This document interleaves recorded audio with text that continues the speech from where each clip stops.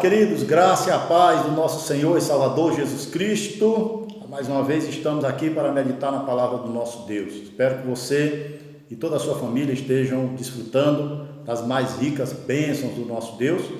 Leremos, nesta ocasião, o texto do Evangelho de Marcos, capítulo 5, versículos de 1 ao 20, diz assim a palavra de Deus. Entrementes chegaram à outra margem do mar, a terra dos Gerazenos. Ao desembarcar, logo veio dos sepulcros ao seu encontro um homem possesso de espírito imundo, o qual vivia nos sepulcros e nem mesmo com cadeias alguém podia prendê-lo, porque tendo sido muitas vezes preso com grilhões e cadeias, as cadeias foram quebradas por ele e os grilhões despedaçados e ninguém podia subjugá-lo. Andava sempre de dia, de noite e de dia, clamando por entre os sepulcros e pelos montes, ferindo-se com pedras. Quando de longe viu Jesus, correu e o adorou, exclamando com alta voz: Que tenho eu contigo, Jesus, Filho do Deus Altíssimo?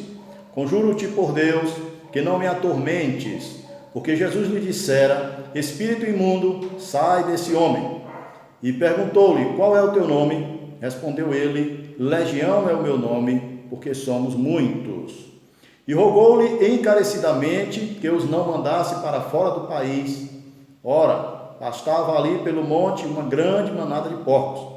E os espíritos imundos rogaram a Jesus, dizendo: Manda-nos para os porcos, para que entremos neles. Jesus o permitiu. Então, saindo os espíritos imundos, entraram nos porcos, e a manada, que era cerca de 2.000, precipitou-se de despenhadeiro abaixo, para dentro do mar, onde se afogaram.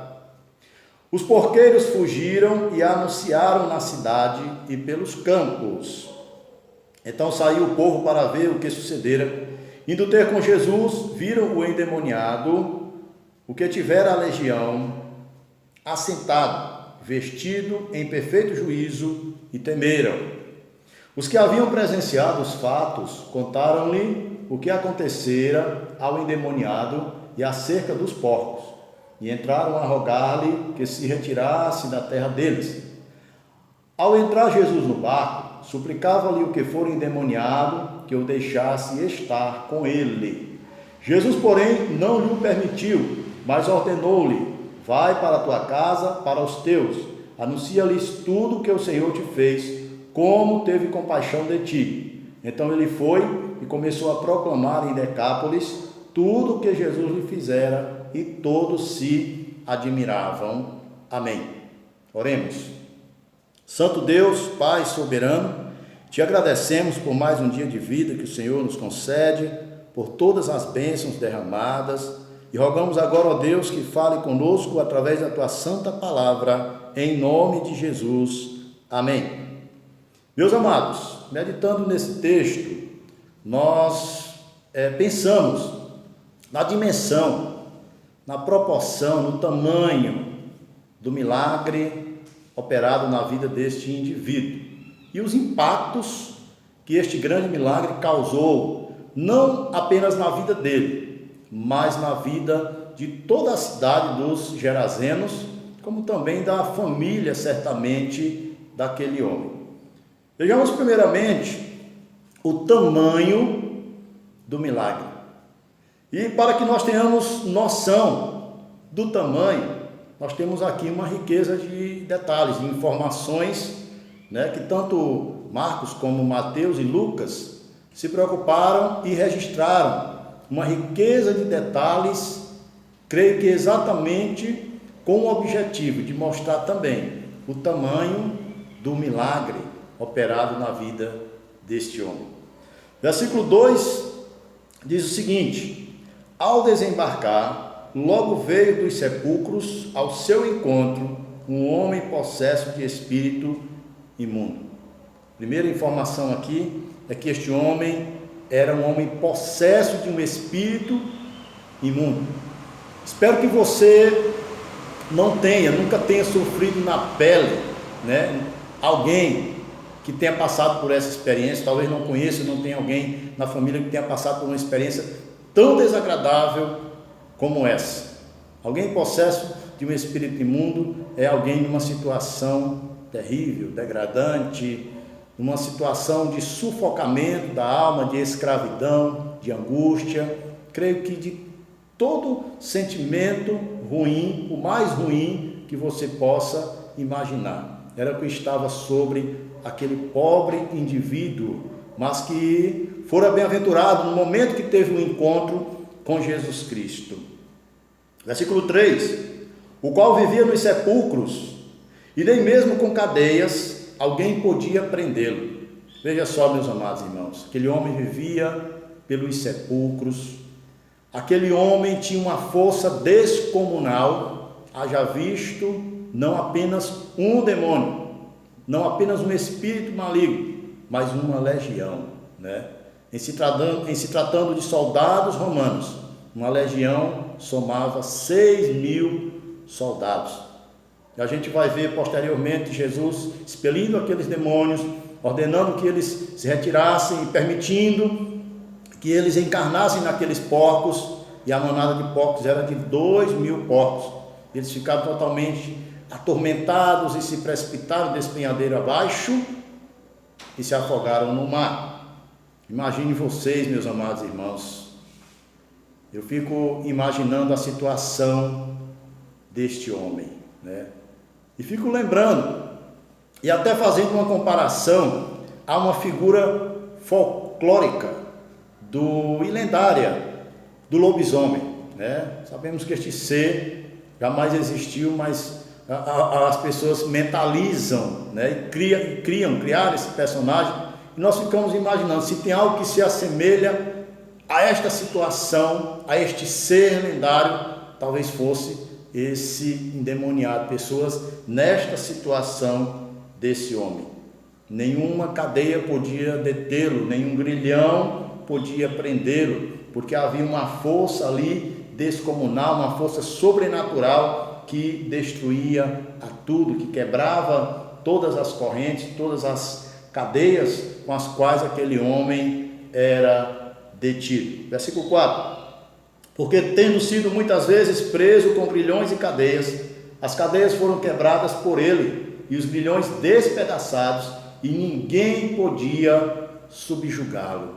Até porque, meus amados, aquela guerra era uma guerra espiritual, aqueles seres eram espirituais, e certamente os gadarenos não tinham a mínima noção de como lidar com uma situação daquelas, até encontrarem com Jesus Cristo, né? Há muitas pessoas ainda nos dias de hoje sofrendo também. Nos dias de hoje ainda há pessoas possessas, escravizadas, endemoniadas, pessoas que ainda não sabem lidar com esta situação, pessoas que ainda não tiveram um encontro pessoal com Jesus Cristo e ainda vivem subjugados pelo inimigo. Talvez não nessa dimensão, talvez não nessa proporção, mas menos ou mais, ainda existe muitas pessoas escravizadas pelo inimigo. Versículo 5 diz assim: andava sempre de dia e de noite, ou de noite e de dia, clamando por entre os sepulcros e pelos montes, ferindo-se com pedras.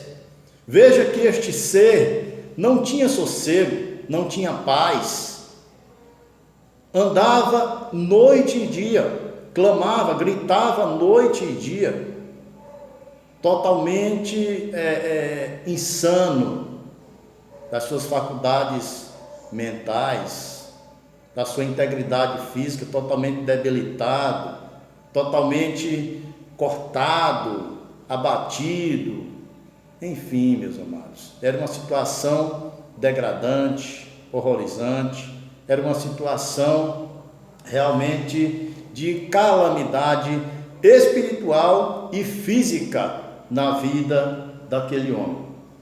Então, esses detalhes nos são fornecidos para que a gente tenha noção do tamanho do milagre, meus amados.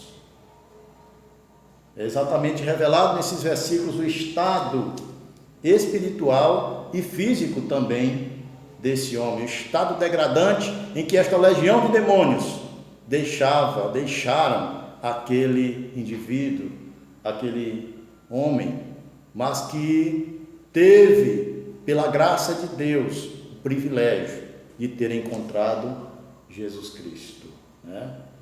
Nós vamos ver nos versículos posteriores, agora do versículo 7 ao versículo 15, para nos fornecer agora o relato do milagre efetuado por Jesus na vida daquele homem. Os primeiros versículos nos forneceram um panorama da vida daquele homem, da situação degradante daquele homem, mas agora ele teve um encontro com Jesus. Agora o milagre se manifesta na sua vida, e um milagre de uma proporção gigantesca, de uma dimensão muito grande, extraordinário milagre, a extraordinária graça de Deus se manifesta a esse homem. Versículo 7 diz o seguinte: exclamando em alta voz: que tenho eu contigo, Jesus, Filho do Deus Altíssimo? Conjuro-te por Deus que não me atormentes. Porque Jesus lhe dissera: espírito imundo, sai desse homem. Os demônios, os espíritos imundos, conhecem a Jesus, conheceram a Jesus quando ele esteve aqui entre nós. Conhecem a Jesus e a sua autoridade. O reconhecem como Filho de Deus. O reconhecem como o Salvador de Israel. O reconhece como aquele que haveria de vir, esmagar a cabeça da serpente, libertar os cativos, restaurar todas as coisas. E esse endemoniado, essa legião de demônios, reconheceram Jesus. E algo interessante, que o inimigo, com todo o seu furor e a sua demonstração de autoridade, ele se submete, ele se dobra, ele se prostra e ele adora a pessoa bendita do nosso Senhor e Salvador Jesus Cristo. E Jesus ordena que aquele espírito sai desse homem. E não há hesitação, não há uma tentativa de revidar, de resistir. Por quê, meus amados irmãos? Porque aqueles espíritos imundos reconheciam a autoridade que estava e que está sobre Jesus Cristo, o Filho de Deus. Versículo 9: e perguntou-lhe: qual é o teu nome? Responderam: Legião é o meu nome, porque somos muitos. Já falei anteriormente a respeito desse detalhe, que possivelmente seriam ali cerca de 6.000 espíritos malignos atormentando aquele pobre indivíduo. E neste momento aqui é revelado que se tratava de uma legião, né? De uma quantidade tão grande de demônios, de espíritos que escravizavam, que subjugavam, que causavam toda sorte de males sobre aquele homem. E rogou-lhes encarecidamente que os não mandasse para fora do país. Ora, pastava ali pelo monte uma grande manada de porcos. Veja só, aqueles espíritos malignos que se levantavam como algozes, dominadores, destruidores. De fato, o inimigo é tudo isso na vida daqueles que são seus escravos, que são seus subordinados. Eles agora não resistem à ordem de Jesus, não tentam revidar, não tentam enfrentar, mas eles mudam aqui o seu comportamento e rogam encarecidamente a Jesus. Eles estão diante daquele que tem todo o poder e toda a autoridade, e o inimigo não tem outra alternativa senão se prostrar, adorar, reconhecer a soberania de Jesus Cristo como sendo o próprio Deus e de rogar-lhes. O inimigo sabia que ele não estava ali mais em condição de autoridade, não estava ali mais em condições de mandar, de subjugar, mas ele estava ali numa situação agora de alguém que estava subjugado, de alguém que estava dominado, de alguém que estava sob a autoridade do Senhor e Salvador Jesus Cristo, aquele que tem toda a autoridade no céu e na terra, aquele que descera até o inferno, tomou as chaves da mão do diabo, aquele que é todo poderoso, e o inimigo sabia disso, e o diabo sabe disso, e treme na base diante do nosso Senhor e Salvador Jesus Cristo. E os espíritos imundos rogaram a Jesus, dizendo: manda-nos para os porcos, para que entremos neles. Jesus o permitiu. Então, saindo os espíritos imundos, entraram nos porcos, e a manada, que era cerca de 2.000, precipitou-se desse penhadeiro abaixo, para dentro do mar, onde se afogaram. Os porqueiros fugiram e o anunciaram na cidade e pelos campos, né? Quando há aqui um diálogo entre os demônios, Jesus, e parece que Jesus está fazendo uma concessão ao diabo. Eles rogaram que Jesus não os expulsasse do território, mas os mandasse para os porcos, e Jesus assim ordena. Mas nós vamos ver que, na verdade, qual foi o destino dos porcos?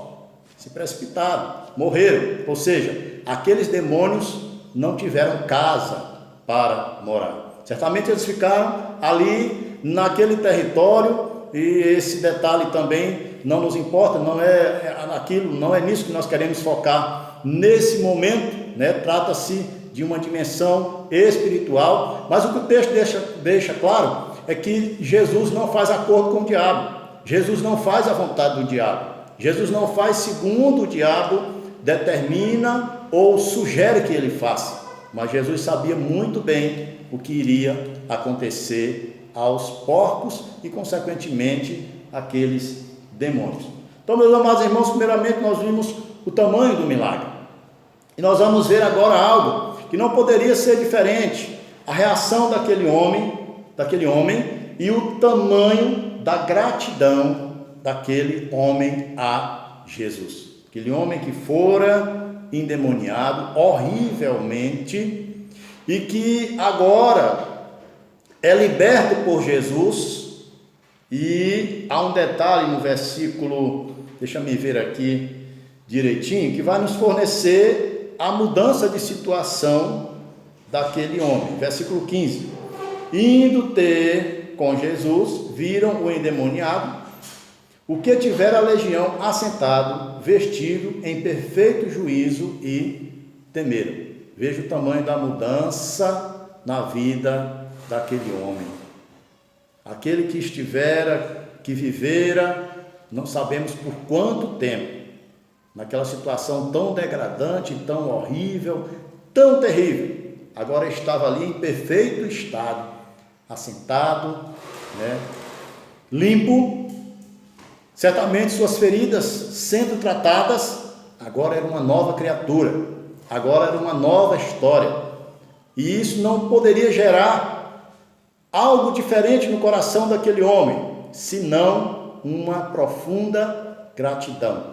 E é a segunda coisa que nós iremos meditar, é exatamente a respeito do tamanho da gratidão daquele homem. No versículo 18: ao entrar Jesus no barco, suplicava-lhe o que for endemoniado que o deixasse estar com ele. Veja, meus amados, a gratidão daquele homem não poderia gerar um fruto diferente, mas o fruto da gratidão é exatamente a submissão. Lembro-me de um filme que assisti, exatamente um filme de uma legião romana, me parece que a 9ª Legião é o título desse filme, mas eu me lembro de um daquelas autoridades, né? Melhor dizendo, um oficial romano, que lutara como gladiador, e ele venceu, e aquele que fora vencido, ele disse: a partir de hoje eu sou o seu escravo, eu sou o seu servo. Na verdade, ele venceu aquele homem, e ele poderia ter matado aquele homem, e ele, ao invés de matar, ele optou por deixar aquele homem vivo. E o homem disse: a partir de agora você me libertou da morte, me poupou da morte, então eu vou te servir, né? E houve um sentimento parecido com este endemoniado, este agora liberto, né, que antes fora endemoniado, em relação a Jesus. Ele quis se apegar a Jesus. Ele disse: agora eu sou o teu servo, agora eu quero te servir, agora eu quero estar aonde você estiver também. Nós estamos aqui em Floriano e aqui nós temos pelo menos 3 clínicas de recuperação, de acompanhamento a dependentes químicos. E todas elas são cristãs, né? São administradas por igrejas evangélicas aqui. E a gente tem observado algo interessante. Aqueles internos que passam pelo período de tratamento e terminam. E aqueles que realmente eles comprovam o tamanho do milagre, a transformação, eles valorizam aquilo que Deus fez na vida deles, a oportunidade que Deus deu para eles. É interessante, normalmente eles chegam para os pastores, que via de regra são os administradores das clínicas, e dizem assim: olha, eu quero ficar aqui, eu quero ficar com você, eu quero ser um auxiliar. E muitos deles terminam sendo pregadores, missionários e até pastores. Outros, normalmente, se afastam. E esses que se afastam, eles terminam caindo, terminam voltando para o mundão e, normalmente, reincidindo em alguns delitos e retornando para a clínica ou para outros lugares piores. Mas o que é que nós vemos aí? Aqueles que valorizam o milagre, aqueles que contemplam o tamanho do milagre, eles também têm uma gratidão enorme em seus corações e eles querem se apegar agora com toda a sua força para não correrem o risco de caírem novamente. Aquele homem sabia o que era, meus amados irmãos, a situação terrível de ter sido um endemoniado, de ter sido um escravo do diabo. Ele não queria mais largar Jesus. Ele queria agora estar sempre com Jesus. A gratidão gera compromisso. Se você de fato é grato com aquilo que Jesus fez na sua vida, você vai renovar o seu compromisso com Ele todos os dias da sua vida. Nós temos orado constantemente para Deus nos livrar dos males, para nos livrar aí da pandemia, ou mais propriamente da Covid-19, né, causada pelo coronavírus. Nós temos orado a Deus para suprir as nossas necessidades, e Ele de fato tem suprido. Mas será que nós temos sido gratos, meus irmãos? Qual tem sido o nosso grau de compromisso para com Deus? Será que nós temos nos apegado a Jesus com afinco, com unhas e dentes, como diz o ditado? Será que nós de fato temos valorizado aquilo que Jesus tem feito por nós? Este homem valorizou. E o tamanho da sua gratidão gerou também uma grande submissão. E por último, nós vamos ver aqui, nós já vimos o tamanho do milagre, o tamanho da gratidão, e veremos agora o tamanho da missão. A gratidão daquele homem gerou compromisso. Ele queria seguir a Jesus, andar com Jesus, mas veja que Jesus tinha uma missão para ele.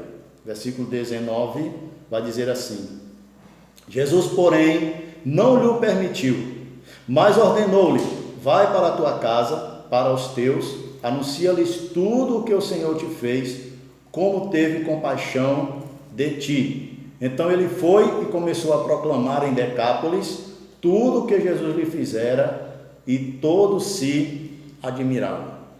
Como se Jesus tivesse dito assim: eu tenho outra missão para você.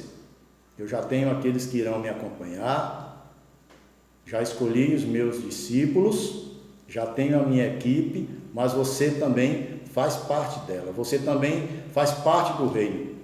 Não há necessidade de precisamente você estar entre aqueles que estariam diretamente com Jesus, mas eu tenho uma missão para você: volta para a tua casa e evangeliza os teus parentes. A tua cidade, o teu bairro, a tua rua é carente do evangelho. a tua família é carente do Evangelho. Seja uma testemunha de Jesus na tua casa, na tua rua, no teu bairro, na tua cidade.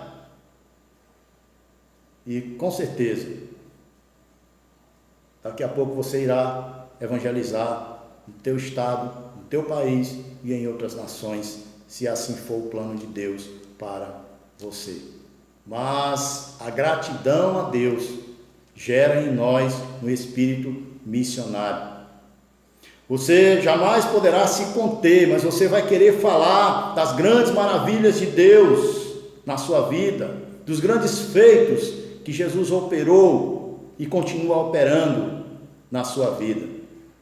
Então, meus amados, esta é a mensagem do Senhor para nós, através da sua santa palavra e dessa grande história registrada por Mateus, por Marcos e por Lucas.